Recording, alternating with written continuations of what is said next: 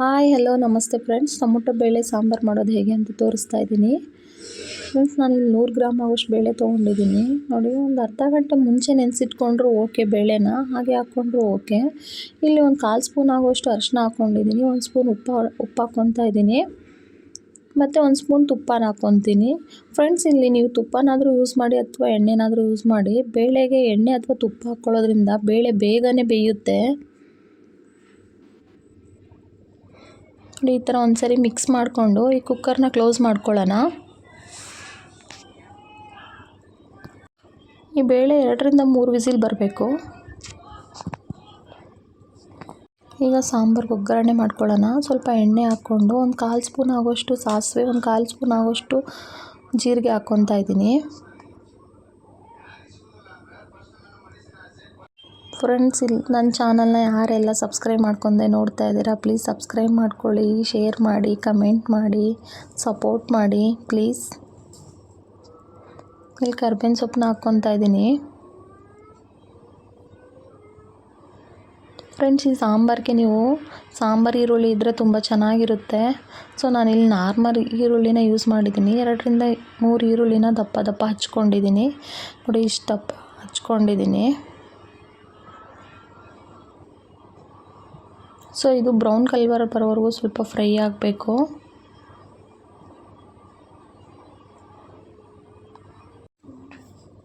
ನೋಡಿ ಈರುಳ್ಳಿ ಚೆನ್ನಾಗಿ ಫ್ರೈ ಆಗಿದೆ. ಈಗ ನಾನಿಲ್ಲಿ 2ರಿಂದ 3 ಹುಳಿ ಟೊಮೊಟೊ ತೊಗೊಂಡಿದ್ದೀನಿ. ಹುಳಿ ಟೊಮೊಟೊ ತುಂಬಾ ಟೇಸ್ಟ್ ಕೊಡುತ್ತೆ ಸಾಂಬಾರಿಗೆ. ಸ್ವಲ್ಪ ದಪ್ಪ ದಪ್ಪನೇ ಹಚ್ಕೊಂಡಿದ್ದೀನಿ ನೋಡಿ. ಈ ಥರ ಈರುಳ್ಳಿ ಟೊಮೊಟೊನೆಲ್ಲ ಚೆನ್ನಾಗಿ ಮಿಕ್ಸ್ ಮಾಡ್ಕೋಬೇಕು. ಎಣ್ಣೆಯಲ್ಲಿ ಒಂದು 3ರಿಂದ 4 ನಿಮಿಷ ಚೆನ್ನಾಗಿ ಫ್ರೈ ಆಗಬೇಕು. ನಾನು ಈಗ ಒಂದು ಸ್ವಲ್ಪ ಉಪ್ಪನ್ನು ಸೇರಿಸ್ಕೊತೀನಿ ಇದಕ್ಕೆ ಫ್ರೆಂಡ್ಸ್. ನಾನು ಆಲ್ರೆಡಿ ಬೇಳೆಗೆ ಉಪ್ಪು ಹಾಕ್ಕೊಂಡಿದ್ದೀನಿ. ಸೊ ಇಲ್ಲಿ ನೋಡಿ ಹಾಕ್ಕೋಬೇಕಾಗುತ್ತೆ. ಉಪ್ಪು ಹಾಕ್ಕೊಳ್ಳೋದ್ರಿಂದ ಬೇಗನೆ ಟೊಮೊಟೊ ಸಾಫ್ಟ್ ಆಗುತ್ತೆ. ಸೊ ನೋಡಿ ಈ ಥರ ಚೆನ್ನಾಗಿ ಫ್ರೈ ಮಾಡ್ಕೊಳ್ಳಿ. ನೋಡಿ ಎಷ್ಟು ಸಾಫ್ಟ್ ಆಗಿದೆ. ಈಗ ಇದಕ್ಕೆ ಒಂದು 2 ಸ್ಪೂನ್ ಆಗುವಷ್ಟು ಸಾಂಬಾರು ಪೌಡ್ರ್ ಹಾಕ್ಕೊತಾ ಇದ್ದೀನಿ ಫ್ರೆಂಡ್ಸ್. ನೀವು ಮನೇಲಿ ರೆಡಿ ಮಾಡ್ಕೊಂಡಿರೋ ಸಾಂಬಾರು ಪೌಡ್ರ್ ಆದರೂ ಓಕೆ, ಅಥವಾ MTR ಸಾಂಬಾರು ಪೌಡ್ರ್ ಆದರೂ ಓಕೆ. ನಾನಿಲ್ಲಿ ಮನೇಲಿ ರೆಡಿ ಮಾಡ್ಕೊಂಡಿರೋ ಸಾಂಬಾರು ಪೌಡ್ರೇ ಯೂಸ್ ಮಾಡ್ತಾಯಿದ್ದೀನಿ. ಸೊ ಈ ಥರ 2 ಸ್ಪೂನ್ ಸಾಂಬಾರು ಪೌಡ್ರ್ ಹಾಕ್ಕೊಂಡು ನೀಟಾಗಿ ಎಣ್ಣೆಲಿ ಮಿಕ್ಸ್ ಮಾಡ್ಕೊಳ್ಳೋಣ. ಈ ಥರ ಎಣ್ಣೆಲಿ ಒಂದು 2 ನಿಮಿಷ ಫ್ರೈ ಆಗಬೇಕು. ಅದಾದಮೇಲೆ ನಾವೇನು ಬೇಯಿಸಿಟ್ಕೊಂಡಿದ್ವಿ ಬೇಳೆ, ಅದನ್ನು ಇದಕ್ಕೆ ಸೇರಿಸ್ಕೊಳ್ಳೋಣ. ನೋಡಿ ಬೇಳೆ ಅಂತೂ ತುಂಬಾ ಚೆನ್ನಾಗಿ ಬೆಂದಿದೆ. ಈಗ ಈ ಥರ ಒಂದು 2 ನಿಮಿಷ ಮಿಕ್ಸ್ ಮಾಡ್ಕೊಳ್ಳೋಣ. ಮಿಕ್ಸ್ ಮಾಡ್ಕೊಂಡಾದಮೇಲೆ ಫ್ರೆಂಡ್ಸ್ ಒಂದು 10 ನಿಮಿಷ ಕುದಿ ಬಂದರೆ ಸಾಕು, ಸಾಂಬಾರು ರೆಡಿ ಆಗುತ್ತೆ. ನೋಡಿ ನಿಮಗೆ ಚಪಾತಿಗೆ ಅಥವಾ ದೋಸೆಗೆ ಬೇಕು ಅಂದರೆ ಇಷ್ಟೇ ಗಟ್ಟಿಯಾಗಿರಲಿ ಸಾಂಬಾರು, ಅಥವಾ ರೈಸ್ಗೆ ಅಥವಾ ಮುದ್ದೆಗೆ ಬೇಕು ಅಂದರೆ ಸ್ವಲ್ಪ ನೀರು ಸೇರಿಸ್ಕೋಬೇಕಾಗುತ್ತೆ. ನೋಡಿ ಕುದಿ ಬಂದಿದೆ, ಈಗ ಸಾಂಬಾರು ಆಗಿದೆ. ಇದಕ್ಕೆ ಒಂದು ಸ್ವಲ್ಪ ಕೊತ್ತಂಬರಿ ಸೊಪ್ಪು ಸೇರಿಸ್ಕೊಳ್ಳೋಣ. ಇದು ಬ್ಯಾಚುಲರ್ಸ್ಗಂತೂ ತುಂಬಾ ಚೆನ್ನಾಗಿರುತ್ತೆ, ಬೇಗ ಆಗೋವಂಥ ಸಾಂಬಾರು. ನೋಡಿ ನಾನಿಲ್ಲಿ ಸ್ಟವ್ ಆಫ್ ಮಾಡ್ಕೊಂಡಿದ್ದೀನಿ. ಸಾಂಬಾರು ಆಗಿದೆ ನೋಡಿ, ಎಷ್ಟು ಚೆನ್ನಾಗಿ ಬಂದಿದೆ. ತುಂಬ ಈಸಿಯಾಗಿರೋವಂಥ ಸಾಂಬಾರು, ತುಂಬ ಟೇಸ್ಟಿಯಾಗಿರೋವಂಥ ಸಾಂಬಾರು. ನಾನಿವಾಗ ರೈಸ್ ಜೊತೆ ಸರ್ವ್ ಮಾಡ್ಕೊತಾ ಇದ್ದೀನಿ.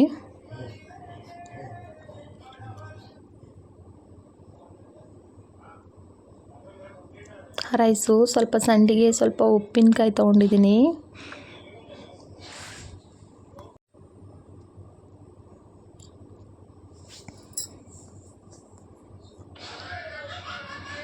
ನೀವು ಒಂದ್ಸರಿ ಈ ಥರ ಮಾಡಿ ನೋಡಿ, ಇನ್ನೂ ಸ್ವಲ್ಪ ಜಾಸ್ತಿ ರೈಸ್ ತಿನ್ನಬೇಕು ಅನಿಸುತ್ತೆ, ತುಂಬಾ ಚೆನ್ನಾಗಿರುತ್ತೆ.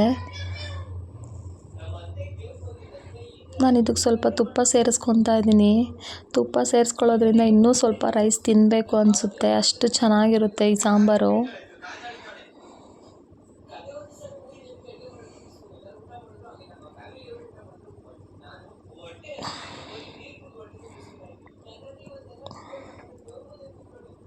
ಯಾರೆಲ್ಲ ಸಬ್ಸ್ಕ್ರೈಬ್ ಮಾಡ್ಕೊಂಡೆ ನನ್ನ ಚಾನಲ್ನ ನೋಡ್ತಾ ಇದ್ದೀರಾ, ಪ್ಲೀಸ್ ಸಬ್ಸ್ಕ್ರೈಬ್ ಮಾಡ್ಕೊಳ್ಳಿ.